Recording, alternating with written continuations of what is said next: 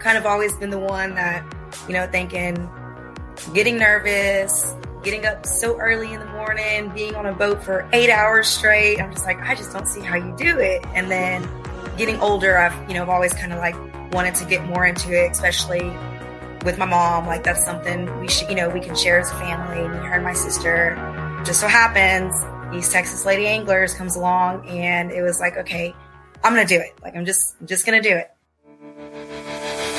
Welcome to the Woman Angler and Adventurer Podcast, inspiring real women with a passion for fishing in the outdoors to go get their adventure on. Now, here's your host, Master Captain Angie Scott. Hey everyone, welcome to another episode of the Woman Angler and Adventurer Podcast. We've been kind of on a tournament theme here lately with the last few episodes. Everybody's kind of wrapping up their seasons. We're going into the winter months, and I'm really excited to have a couple amazing anglers on with me this week. We've got Denise Sustaita, who launched a brand new trail with the Lady Anglers, East Texas Lady Anglers. And then we have Jessica Gomez, who fished her first time tournament fishing with them. And so I'm really excited to just kind of get all the perspectives and, hopefully encourage some of you out there who love to fish, have a passion for the sport and, maybe are on the fence about tournament fishing and, kind of, take a little bit of that worry away and encourage you to give it a try. So I'm going to start with Denise. Denise, how did you kind of get into fishing? Hey, Angie. Yeah. So I actually started fishing tournaments, just a little local tournaments here on Sam Rayburn. Probably about 15 years ago. And I did a little local one with some family and some friends and did pretty well. And, we were talking a little bit about being competitive. And, once you experience one and you do pretty well and you get that bug, and I was hooked. Nice. Did you do much fishing before that experience or? Okay.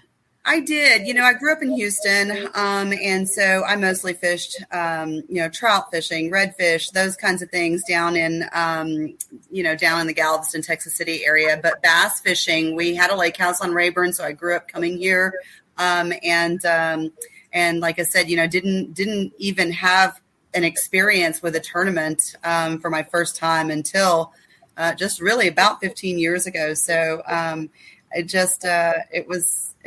once I did it, I loved it. And was that what kind of format was that you? So there's two that I actually started with here on Rayburn. There's a big bass splash format, and that's kind of the hourly payout deal. And then there was also the one that was the benefit. It was just a little local benefit tournament, and it was a team. And I had never fished with someone I didn't know. I had only ever fished with like family and friends. So to, go out and fish with a total stranger once I, started doing that was, it took me a long time, which I know you said we'll talk a little bit about, but it took me a long time to take that step because I was so nervous, number one, of fishing with a stranger, and number two, just never thought I would be good enough to do it. Awesome. So, you've been doing this, like you said, for 15 years. That's quite a bit of experience. Do you, we'll get Jessica's perspective here in a moment, but do you still get kind of butterflies before a tournament? I used to. So when I first started tournament fishing with like the ladies and the boater co format, I started as a co-angler, and so I was extremely nervous. Couldn't sleep nervous the night before, those kinds of things. And then, you get a little more comfortable. And then when I moved over to the boater side, it started all over again. I was extremely nervous. Now, I'm so comfortable. I just go fishing now. I don't feel like the pressure as much anymore. I love the sport. I'm not as hard on myself as I used to be, because I used to be real hard on myself. And, I noticed that, it doesn't change things, so Right. It makes you more comfortable, the day of. And I feel like I actually do better when I just go fishing. Yeah. That's kind of, I'm starting to, I'm fairly newer to it. And so, this was my third season with the LBAA, and we'll kind of talk about that a little bit. But definitely, I think this year I've started, I still have work to do. Don't get me wrong, but I've started kind of taking the pressure off just a little bit and been like, you know what? It is what it is. Let's go fishing and enjoy it. It's beautiful. Beautiful lake, beautiful just to be out there, Sure. Yeah. Sure. Awesome. Yep. All right. So now you've kind of taken it to a new level this year. You've started East Texas Lady Anglers. Talk a little bit about that, what that is, and why ladies should, be aware of it and maybe think about fishing with you guys. Yeah, absolutely. So, along those lines, I kind of started feeling like I wanted to help any way I could to grow the sport. And, I've always been very passionate about it. I did two things this past year. One was I decided to start being a boat captain last school year, and wanted to try to mentor, some young female anglers, which I was able to do. And in addition, Renee Key Johnson and I decided to start the East Texas Lady Anglers as what we look at it as a stepping stone to the national format of like the LBAA, because the LBAA, there's a lot involved with travel and time off and those kinds of things, and not everybody can do that. And so, and not only that, not only is it the travel and the expense, but it's also people being intimidated by it. Mm-hmm. And we wanted to start something local that didn't require as much travel, as much expense, and be more of a mentor to some local anglers who might want to just get their feet wet.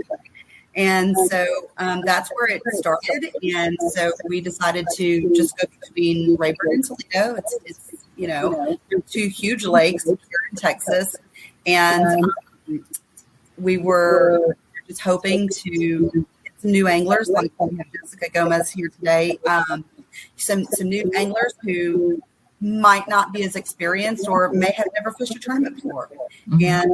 And so we were able to get those types of anglers this year. And our hope is to not only grow it locally, but to also introduce those newer anglers to the formats like the LBAA. And hopefully that will help in growing the sport and making them feel a little more comfortable in coming to the national level eventually. So, yeah.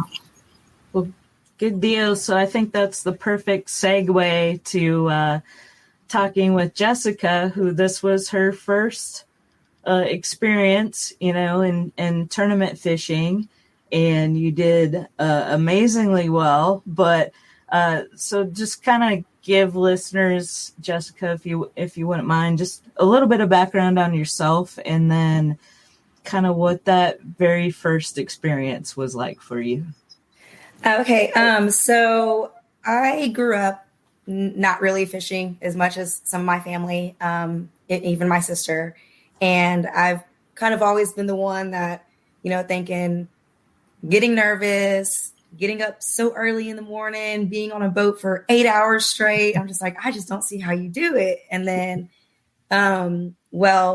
getting older, I've always kind of like wanted to get more into it, especially, with my mom. Like that's something we should, we can share as a family, me, her, and my sister. And so just so happens, East Texas Lady Anglers comes along, and it was like, okay, I'm going to do it. Like, I'm just going to do it. Well, extremely nervous. And it being my very first tournament, I did it, and best thing I ever did. Like, I woke up really nervous, really excited, scared, because fishing with, these boaters, I've, a couple of them, maybe I have met a couple times, but I don't really know them. I've never fished a tournament. I don't know what to expect. I don't know how it's, I've never done it. I had no idea what, when I'm out there fishing, just what's going to happen. And, well, I get out there, and it was just amazing experience. Like, being out there on the boat and, having the help from these boaters, them putting confidence in you, and them willing to help. Any questions, anything. Like, there was no hesitation, and they just made me feel so comfortable. And especially with fishing, each time I fished, it was with a different one. So it wasn't like I've fished with somebody that I've already fished with. It was a new one each time. And so that made it even better, because none of them made me feel any, like, no pressure, not uncomfortable, like, not intimidated. That was one of my biggest things too, is like being with the boaters, like, oh, I'm so intimidated. And like, what if I don't catch anything? Or, I just, thinking, oh, what if they feel like they're, or what, I'm thinking, oh, they think they're wasting their time. No, like, they were just the whole day, like, you, and encouraging, oh, you got this, you can do it. And, you messed up on, like, tying something up, and it's like, oh, here, like, let me show you how to do it. And, like, or don't give up. And, it was amazing. And, not even just the being out there, is like, at the end of the day, I'm like, there's not enough time in the day to fish. Like, oh, it's already time to go in. We've been out here for 8 hours. And I'm like, there's no way. Like, can we please stay out here and keep fishing? But it was amazing. And then just being out there on the water and seeing the sun rise, whenever we're out there, and it's like, it's just the adrenaline of it. And now I see why, they do it. And it's amazing. And I definitely encourage new fishers like me, like, just do it. It's, yes, you're going to get nervous, but it's an amazing feeling. And then you're out there with nature, and it's awesome. It's cool for me to hear from your perspective, because, Denise, you can relate as a boater. We're always worried, or I am anyways, about my co-angler, making sure that they catch fish and have a good time. And, and I'm like worried, of what they're thinking of my decisions and things like that. And it's funny to hear from a co-angler's perspective, maybe thinking the same type of things, like, but that's great. And thank you for sharing that. And, congratulations, because you won Co-Angler of the Year. I mean, that's just amazing for your first. Actually, my other daughter won Co-Angler of the Year. Jessica won the championship.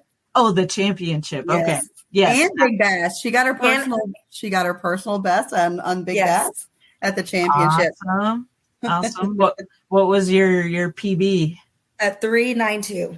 Okay. Nice. So, and Denise, when you were talking about when you kind of first got started, my very first tournament, I got first place. Now it was a team tournament team format, but it was just really cool, because it was like, oh, well, this is a lot of fun, and being competitive. It's like, oh, this is great. And, and I got, I don't know if it's that one. I think it was, I got my PB, which was a 3.66 or something like that, but I got my very first tournament. I won first place too. Yeah. Then you're hooked. It's like, oh yeah, definitely. Yeah. When she said she was going to come fish the season with us, I literally said, I'll believe that when I see it. And that, and that is, a barrier for women to think about. You're going to be out there for 8 hours on the water fishing.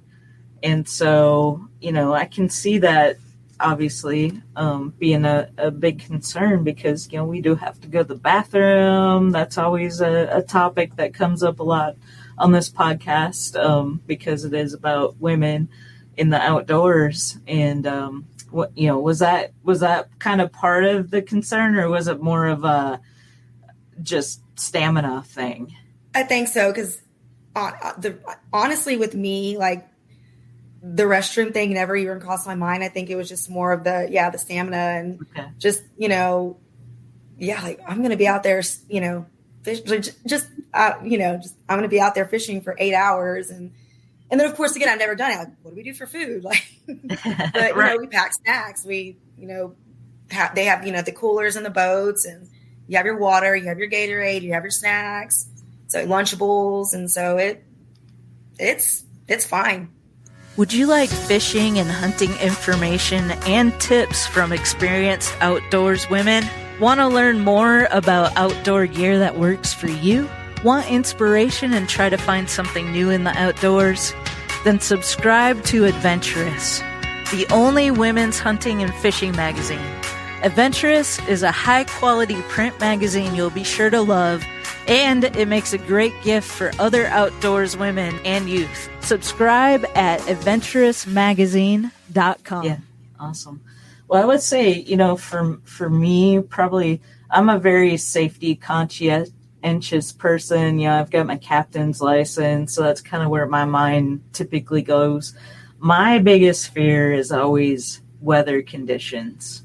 Because my very first experience, I talked about this on the podcast, I think this last episode with Don Day, my first experience with the Lady Bass Anglers Association was on Truman Lake when we had horrific weather conditions. And as a boater, if I was a boater at that tournament, I'm not 100% sure I could have powered through the sleet and the rain and the lightning and everything that happened that day. That was a crazy one. Yeah. And Denise, did you fish the Caddo Lake tournament? I did. I was at both Truman and Caddo. Caddo was crazy too because of the storm and the tornado that came through. So I'm like you said, very conscious of the weather and checking the radar and seeing, where the storm is and having a plan. So, we knew that we might have bad weather that day. And, I had a plan that if we did, like, where I would go, what I would do. And fortunately, I stuck to that plan and was able to fish and watch the radar all the way toward, the weigh-in. And I was one of the fortunate ones that got to the weigh-in, like, just before the real bad part hit. And so I was fortunate enough to get off the water just in time, whereas, I heard, some of the other ladies got stuck in it. So, yeah. Yeah, I was with Pam Howerda that day, and we had just started catching fish, and it was like cast after cast. It was like getting so fun. And then we heard the first big thunder, sound, I guess. And so we're like, oh, you probably better get off the water, and went back. And I was very thankful that we made that decision, because we weren't one of those that was sitting out there battling the wave after wave situation, waiting for somebody to back their trailer down. That was crazy. Yeah, for sure. So that's probably my biggest concern. Otherwise, whatever, the fishing is what it ends up being. It's just fun to be out in nature and enjoying it. So just kudos to you, Jessica, for taking that leap and having a great season. And I imagine you're maybe, hooked and going to do it again. Thank you. Oh, yeah. Awesome. So, let's start looking forward to 2024. Denise, talk a little bit about that and maybe a little bit more about the tie-in with the Lady Bass Anglers Association. For sure. So let me just back up real quick and say, since Jessica and Pam Ridgel were the two winners of our championship. I want to give a huge thank you and plug to Jen Nolan of Champion Outdoors and Viking Kayaks.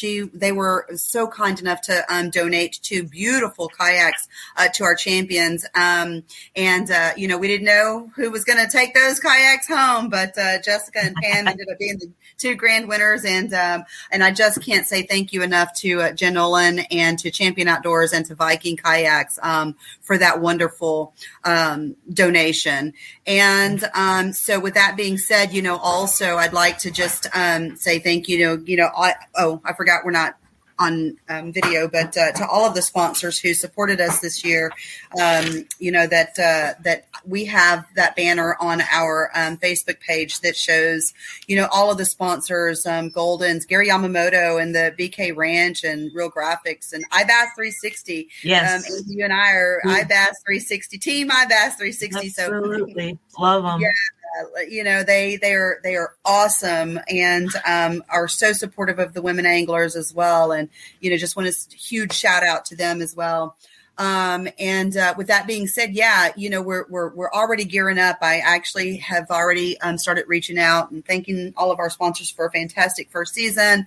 Already talking to, sponsors for 2024. We just released our schedule this weekend for the 2024 season.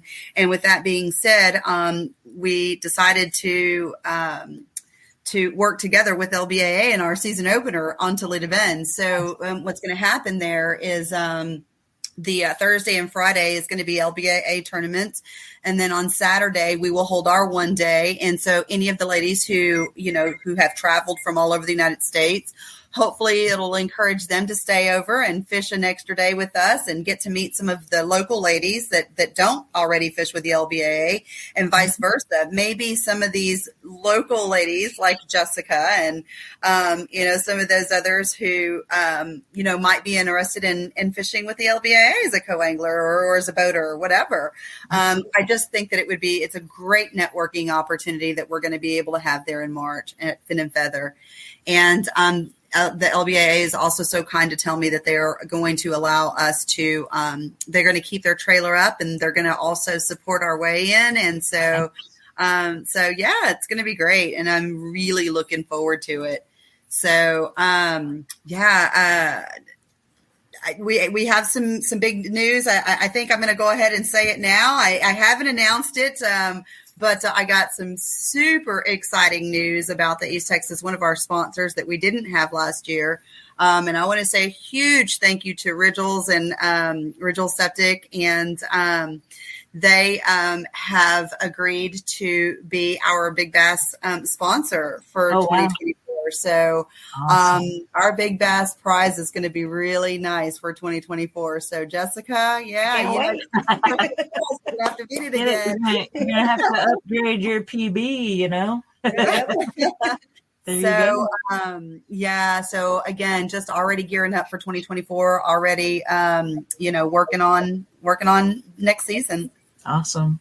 Well, super exciting. I will share the schedule on the website for this episode. Okay. We are going to, I believe, talk to Travis with the LBA for next week's episode. So we'll get a little more detail now that the schedule's been released for that and the rules and whatnot. So we can kind of share a little bit more about that and hopefully get more people interested, because it's really exciting to see what they're doing. And, it's important to just continue to keep growing this. And so thank you, Denise, for all, and Renee, for all you've done to help, with your trail and how it kind of ties in with the LBAA. Talk a little bit about that. I don't think we really talked about that, so if you qualify if you just fish your trail and you qualify, then you can actually fish the classic with the LBA. Right? That is correct. So how it works is we're considered a federation of the LBAA. And so the Angler of the Year has the option to fish the LBAA Classic. It goes to the Angler of the Year. to come in as one of the. It's not really a team, as a pair, as a boater and a co-angler. So they both get to go and qualify through their federation to fish the LBAA championship, which is really cool. My other daughter, Desiree, who happened to win. I had two girls fishing this tournament trail for the first time. So it was really cool because she won Angler of the Year. And she was able to travel to Bull Shoals and fish the LBAA, for the first time ever. And another one who always said, I would never be able to fish that level of tournament trail. And now that she's done it, I think she feels otherwise, So, and so she absolutely loved it, and she did well. I mean, she made the top 10 there for, first time to ever fish on a, Angie, the level of anglers at that tournament, at that championship is amazing. And so for her to be her first year ever to fish tournaments too, I was so extremely proud of her to make the top 10. So it's amazing. Yeah, absolutely. I think we have we got a photo with our rods that we won. Yeah, that's right. Yeah, really cool. So I hope everybody listening, I hope this really gives you a better understanding of, you don't have to be the best angler. You don't have to have 30 years of experience, it's a really welcoming, comfortable environment, whether you fish the East Texas Lady Anglers or the LBAA or both. It's just a great way to just network, meet amazing ladies, learn from them. And in a competitive, it is competitive, of course, we all want to do the best that we can, but it's not a scary, anything that you need to have a ton of anxiety over trying out. So, and we'll talk more about the LBA next week with Travis and kind of, share what 2024 is looking like. But I just want to thank both of you ladies for taking some time out to talk about that. Anything else we didn't cover that you want to share, or Jessica, any other final thoughts or advice for maybe somebody in your position thinking about giving it a try? I mean, you already did a great job, but anything else?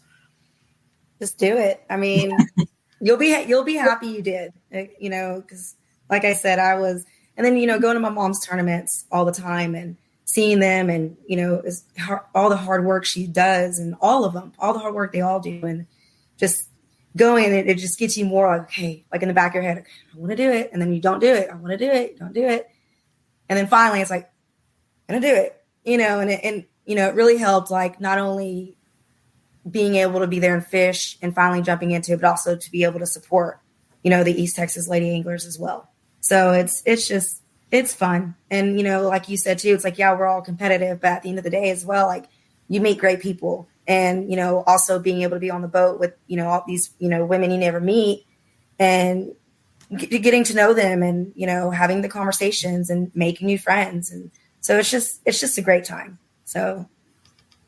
Awesome. Love it. Just Denise, do it.